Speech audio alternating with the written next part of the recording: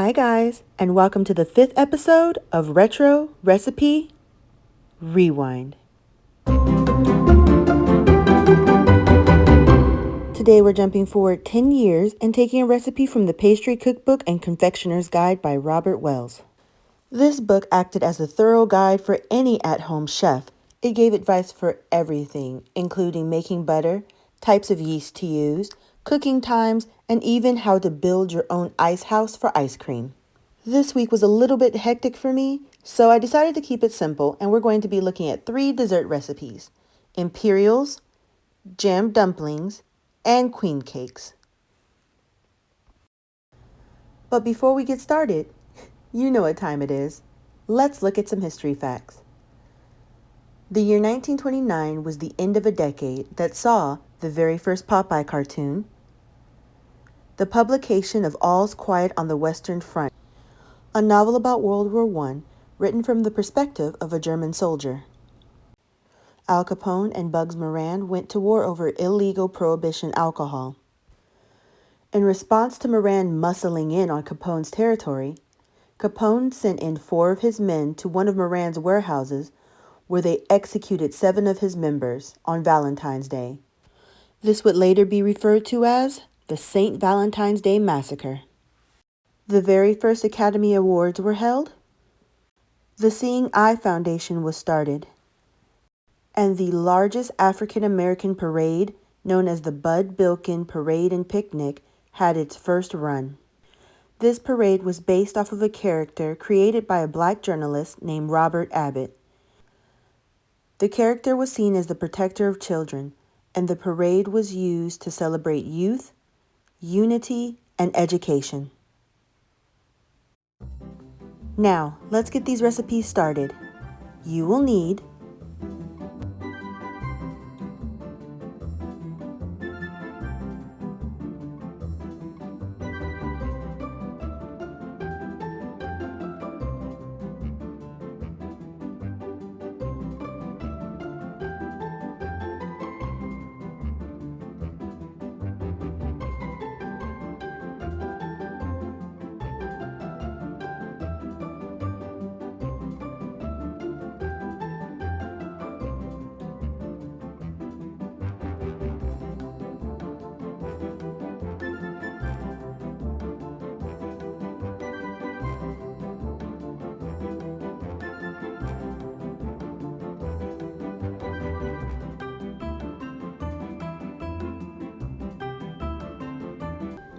Because this has the longest cook time, we're going to start with the dumplings.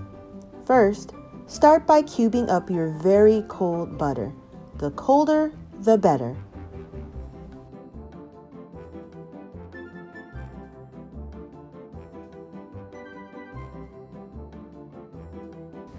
Next, take cubes of your cold butter and place them into your flour. Be sure to only use your fingertips while doing this. Your fingertips have less heat in them than your palms do, which will keep the butter from melting too fast. Keep doing this until all of the butter is incorporated and you have a pretty loose dough.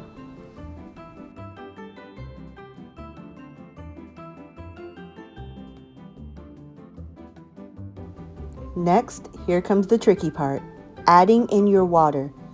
You want to make sure to add in enough so that the dough comes together cohesively, but not enough that it turns into soup. Nobody wants that. So start by adding a tablespoon at a time, then mixing until you get the right consistency. This is pretty much the same way that you make pie dough, but we'll get to that in a future episode. Now onto a well-floured workstation. Turn out your dough so that you can begin rolling. Roll the dough out nice and thin.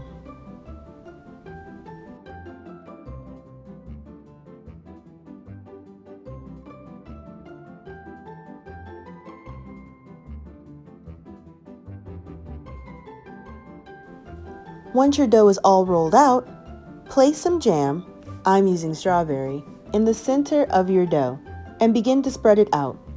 Make sure to leave a border around the edge of your dough for easy rolling and sealing.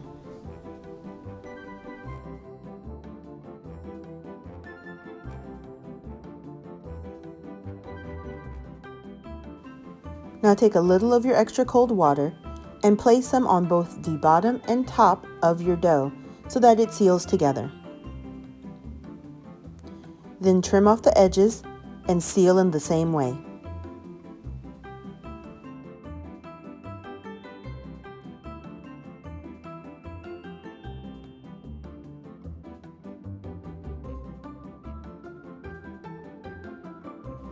Now, time to roll our little dumpling baby up in a cheesecloth. You can also use a pudding bag, which they sell on Amazon. However, I opted for cheesecloth. If you're using an extra large pot like I am, take a wooden spoon, place it on top of the cheesecloth, and tie a knot over it. This will make for such easy retrieval when it's time to take the dumpling out.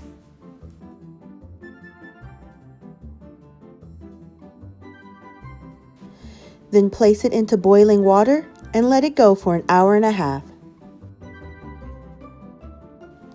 Now let's move on to the queen cakes.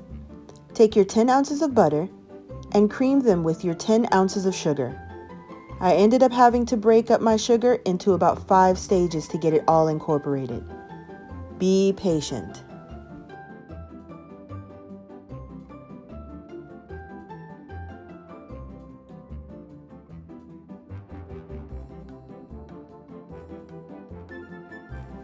Now, let's add in our 6 eggs, one at a time.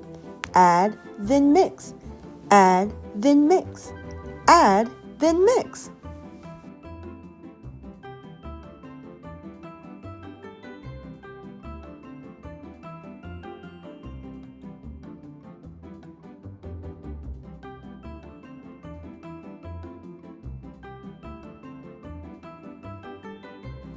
Once all of your eggs are incorporated, just like my grandmother said, beat it till it's smooth like chiffon.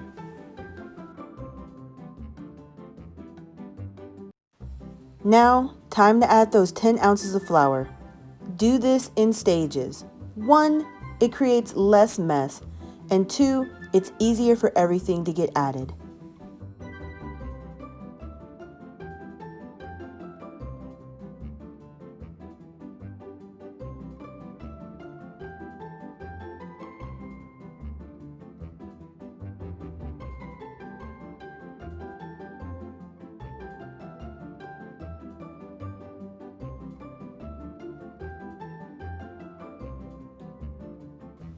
Now that the flour's all in, time for the currants.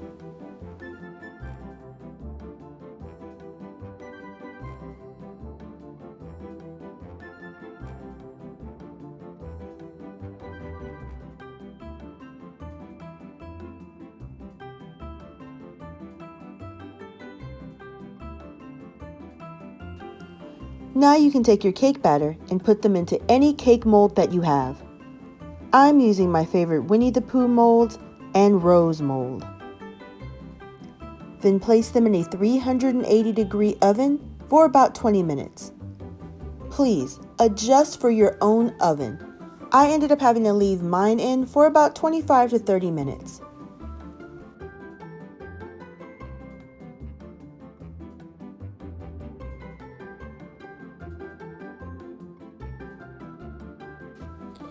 While those bake, let's get started on the Imperials. To 6 ounces of butter, cream 6 ounces of sugar.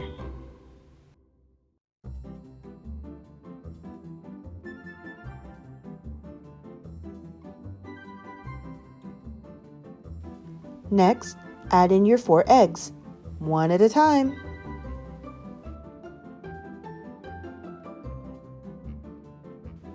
And finally, your flour.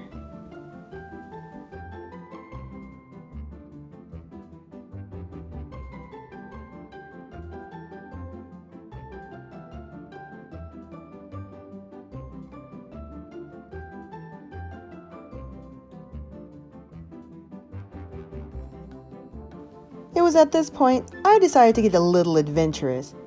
The recipe called for lemon juice or lemon extract. However, I thought, what would they taste like with different extracts?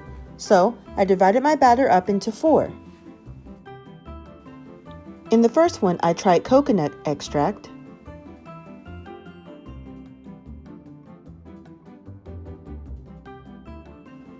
then butter extract,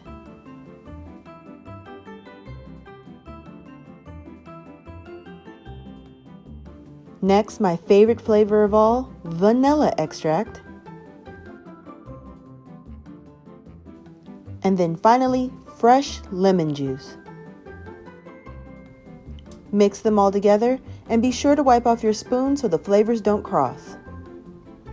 Finally, I spooned the batter into mini muffin tins. It was perfect. 4 flavors, 4 rows.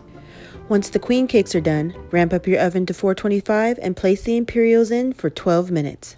While everything bakes and boils away, let's take a look at one of the most important events in American history. 1929 was the start of the Great Depression. During the Roaring '20s, people saw prosperity. They were living the fast life, buying up all types of new technology like radios, makeup, and cars. People also started taking out large lines of credit to purchase these luxuries and even stocks. They believed that buying stocks would make them instantly rich. And between 1921 and 1929, the stock market grew over 600%. The Dow went from 63 points to 381. However, the economy couldn't keep up the pace. Even after a mini crash at the beginning of 1929 and all of the warning signs, no one paid any attention. Then, on October 28th and 29th, the value of the stocks plummeted. These stocks had been overvalued and the economy had slowed down considerably. All of the people who had bought stocks on credit went to their banks to try to recoup their money and couldn't. Banks had granted credit based on the amount of deposits that they had. Once the stock market crashed, many closed down, taking people's entire life savings with them. Now, let's finish up. Everything should be out of the oven and cooling nicely.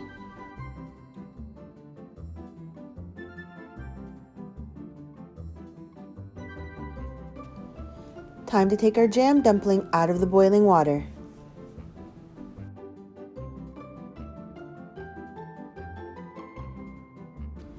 To a pan, take a few spoonfuls of your red currant jam and melt it down until it turns into syrup.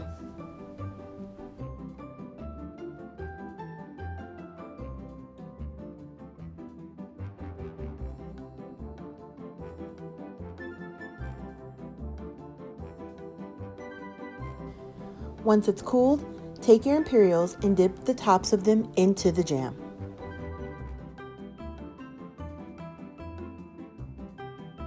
Now that we have our nice looking plate, time to taste test.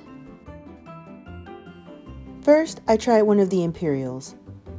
The butteriness, the richness, the little bit of crisp around the edges where it hit the pan, so delicious. The red currant jam added a little bit of tartness to it and it was so good. I 1000% recommend making these anytime, any place. Next up were the queen cakes. This was my first time cooking with currants, and I was a tiny bit afraid that it was going to have a raisiny taste, but absolutely not. As you can tell by my facial expression, this was heavenly. It was so light and so delicate. It was like a little pillow of happiness. Once again, a whole other recipe I 1000% recommend you making. So good. Lastly, the jam dumpling. I don't even know the words to describe what this was. I think had I rolled the dough out a little bit thinner and maybe put a little bit more jam in there, it would have been better, but it was like eating thick pie dough that stuck to the roof of your mouth. I might try again to remedy my mistakes, but honestly, I wouldn't make this. Hi guys, thank you so much for watching yet another episode of Retro Recipe Rewind. Every week we investigate a new cookbook to find out what were people really eating back in the past. Be sure to follow me on all of my social media. Links will be in the description below. On my Instagram, you can find behind the scenes, polls to find out what you want to see, and in the future, some giveaways. So be sure to stay tuned for all of that. Remember, hit that thumbs up, subscribe to the channel, and even share with family and friends if you enjoyed what you saw. If you just so happen to make a recipe from one of the episodes, send it to me through email, and I'll feature you at the end of one of the episodes. Until next time, signing off for Retro Recipe Rewind.